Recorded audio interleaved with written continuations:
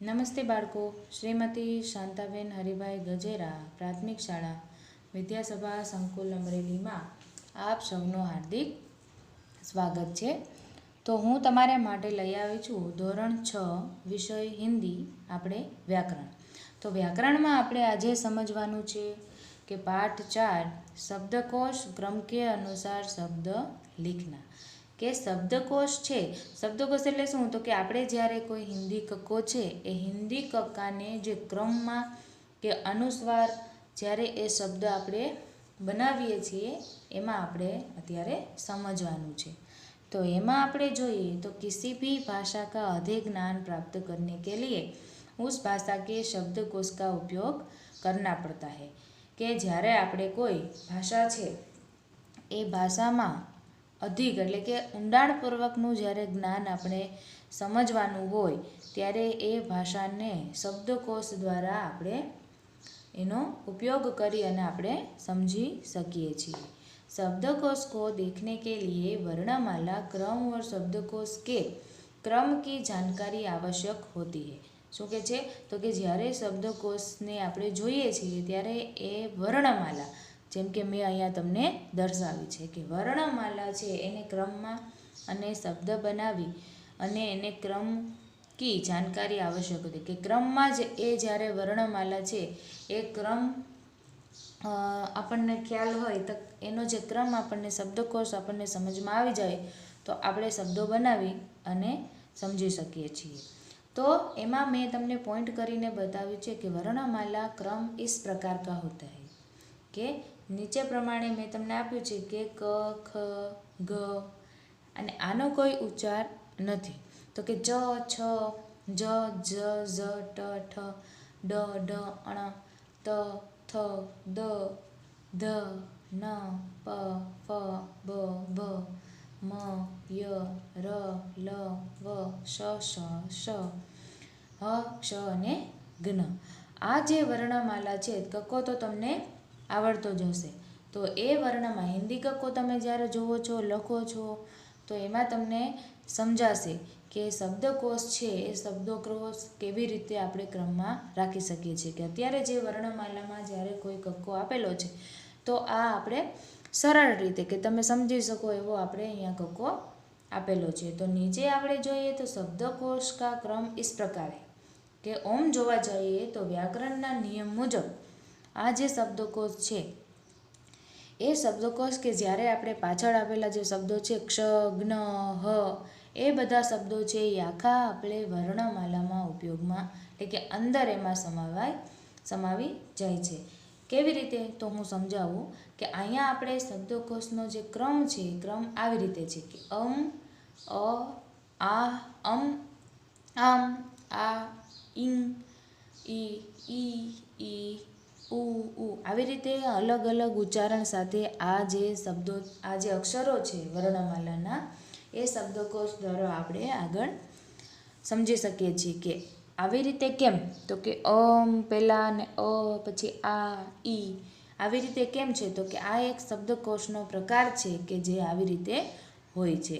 તો એમાં નીચે આપણે જે વર્ણમાલા છે વર્ણમાલા દ્વારા આપણે સમજીએ તો ક, તો એના પછી ખ નહીં પણ એના પછી શું લખેલું છે અહીંયા? તો કે ક્ષ લખેલો છે.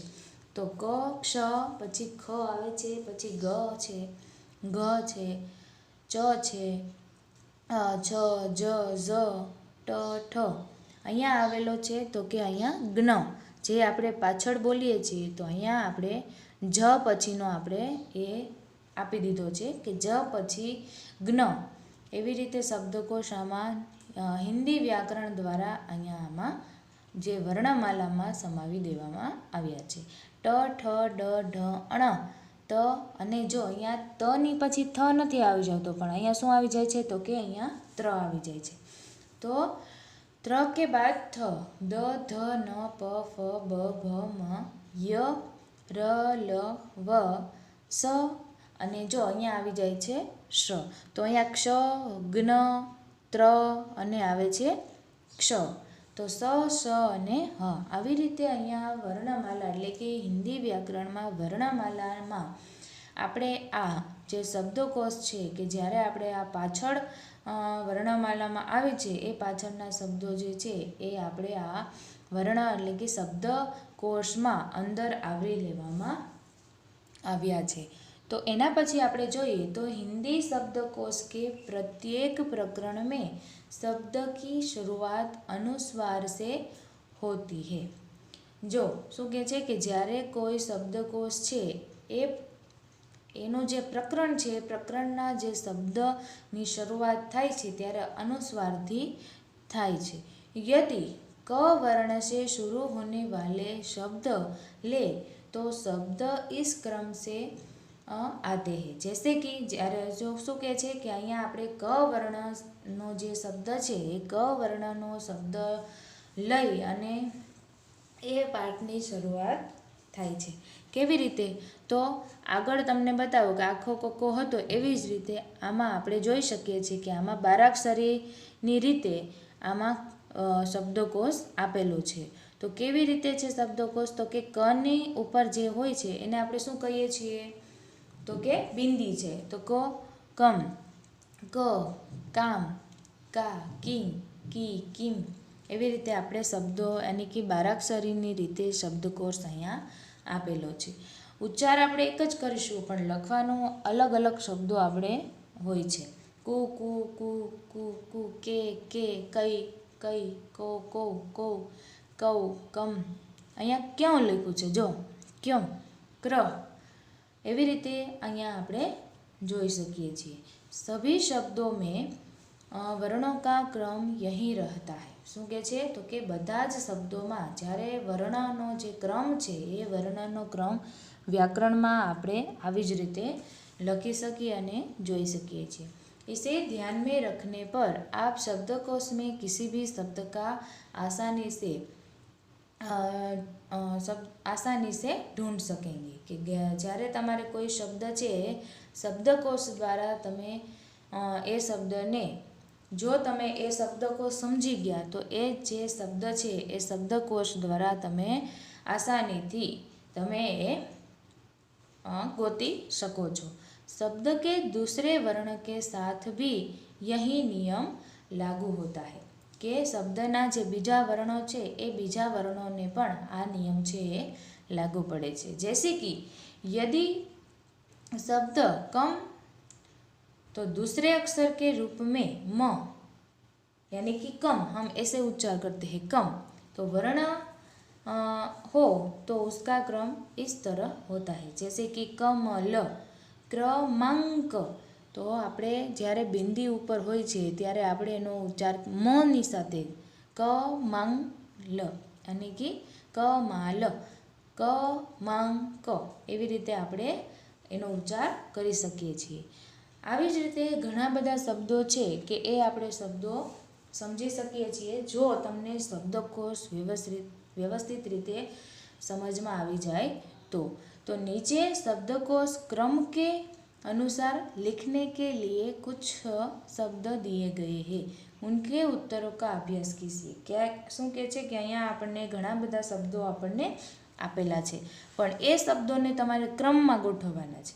જેમ કે અહીંયા લખ્યું છે मैंने तो यहाँ मैंने लिखा है यह शब्द मैंने आगे पीछे रखकर लिखा है। तो आपको शब्दकोश के द्वारा वर्णों को शब्द सही ढंग से रखना है।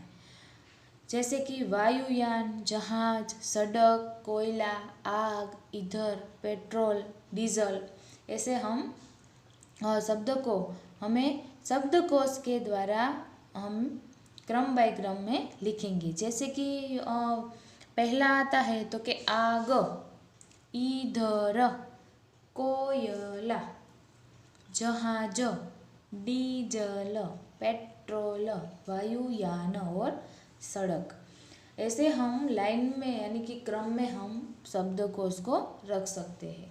वो आपको हम जब मिलेंगे तब मैं आपको डिटेल में बताऊंगी। दूसरा हमने यहाँ लिखा है राकेट पक्षी तेज गति जान कोरी बिल्ली चरवाहा ऊन ऐसे शब्द को हमें शब्दकोश के द्वारा क्रम में लिखना है। तो मैंने यहाँ लिखा है ऊन गोरी, गति, चरवाहा, जान, तन, तेज, पक्षी, बिल्ली और राकेट। तो ऐसे मैंने शब्दों के इसके द्वारा क्रम में लिखा है। उसके बाद का देखते हैं तो प्यास, उमड़ना, धरती, मेंढक, खेत, हरियाली और बादल। तो यहाँ मैंने उत्तर पर लिखा है उमड़ना, खेत, धरती, प्यास, बादल, मेंढक और हरियाली। तो आपको इसका सही